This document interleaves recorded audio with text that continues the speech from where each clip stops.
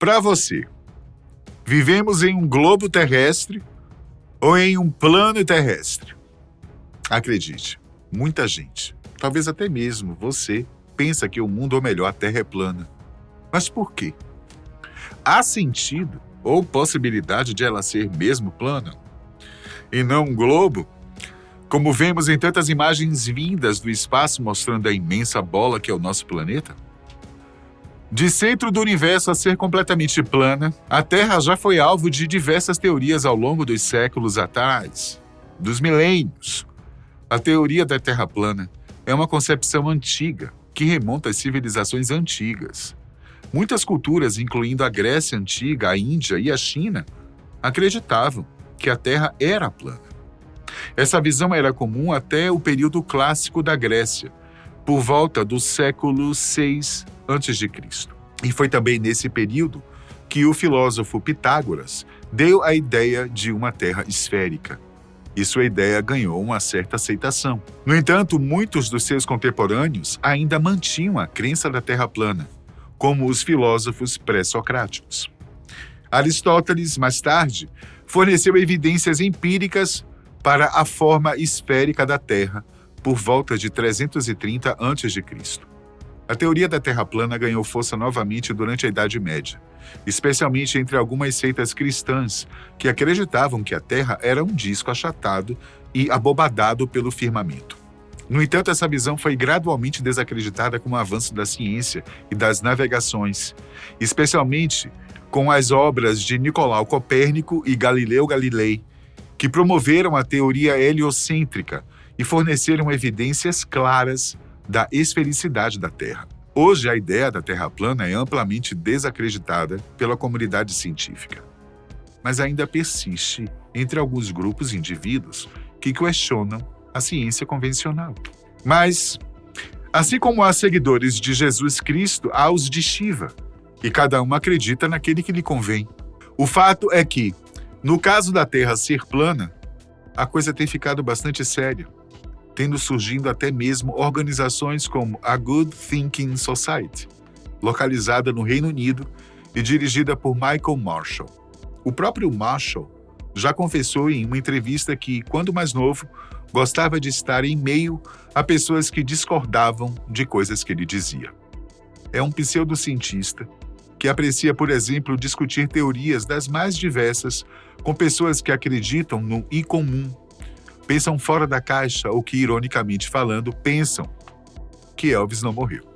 E o que os terraplanistas pensam em relação ao planeta em que vivem? Como deve ser o planeta, segundo a visão desse pessoal? Segundo Marshall, alguns acreditam que a Terra é um disco plano, com um círculo polar ártico no centro e os continentes espalhados ao redor para preencher o círculo. A Antártica atua como uma borda do disco, circundando, e isso pode ser provado uma vez que, chegando até a massa de gelo, os navios encontram uma enorme barreira de gelo, que atuaria como uma espécie de muro ou limite da Terra. Além desse muro, que seria praticamente impossível de atravessar, encontra-se o espaço vazio do universo. Outros acreditam que a Terra é um plano infinito em todas as direções. Nessa visão, o Círculo Ártico ainda está no centro, com as massas de terra ao redor, mas a Antártica não é uma borda definida. Em vez disso, ela continua indefinidamente em todas as direções. Como vimos, até mesmo os que defendem essa teoria não compartilham a mesma opinião. É como se o grupo de terraplanistas estivesse concorrendo com o outro para saber quem está mais errado. Bom, vamos saber sobre a evolução da teoria da Terra plana. Ela teve um ressurgimento notável durante a Idade Média, uma época muitas vezes referida como a Idade das Trevas, quando a Igreja exercia grande influência sobre o conhecimento científico. No entanto, essa crença na Terra plana tem raízes muito mais antigas, remontando a sociedades antigas como a Grécia e a China, onde renomados astrônomos também defendiam a ideia de um mundo achatado. Curiosamente, como falei há pouco, Pitágoras propunha que a Terra era redonda, mas suas ideias não ganharam tanta atenção quanto seu famoso teorema. Durante muito tempo, a visão de uma Terra plana foi amplamente aceita. Na Idade Média, essa concepção ganhou ainda mais força, especialmente com o advento das grandes navegações. O desaparecimento gradual dos navios no horizonte começou a desafiar essa crença, sugerindo a curvatura da Terra. No entanto, foram os trabalhos de Copérnico e Galileu que realmente começaram a mudar a percepção da humanidade. Eles trouxeram novas verdades e inúmeras descobertas, como a observação das estrelas na Via Láctea e a identificação dos anéis de Saturno. O apoio ao heliocentrismo, a ideia de que a Terra orbita o Sol, também começou a crescer nesse período. Tanto Copérnico quanto Galileu enfrentaram resistência da Igreja, que se opunha à noção de que a Terra não era o centro do universo, contrariando a interpretação literal do Gênesis. Nos tempos antigos, tanto os egípcios quanto os mesopotâmios concebiam o mundo como um disco flutuando no vasto oceano. Essa ideia também aparece nos escritos homéricos do século 8 a.C., onde oceano, personificação das águas que cercam a Terra circular, era visto como o criador de toda a vida e possivelmente de todos os deuses. Os israelitas compartilhavam uma visão semelhante, imaginando a Terra como um disco flutuando sobre as águas, separados dos céus por um firmamento arqueado. Assim como muitas culturas antigas, os hebreus acreditavam que o céu era uma cúpula sólida, com o Sol, a Lua, os planetas e as estrelas fixados nela. Segundo a enciclopédia judaica, os hebreus concebiam a Terra como uma planície ou uma colina em forma de hemisfério imersa nas águas. Acima dela arqueava-se a sólida abóbada do céu, onde estariam presas as estrelas e outras luzes celestes. Essa abóbada era tão elevada que os pássaros podiam voar ao longo de sua extensão. Agora, voltando ao nosso tempo, por que há tanta gente concordando com os terraplanistas? Especialmente após o surgimento das redes sociais.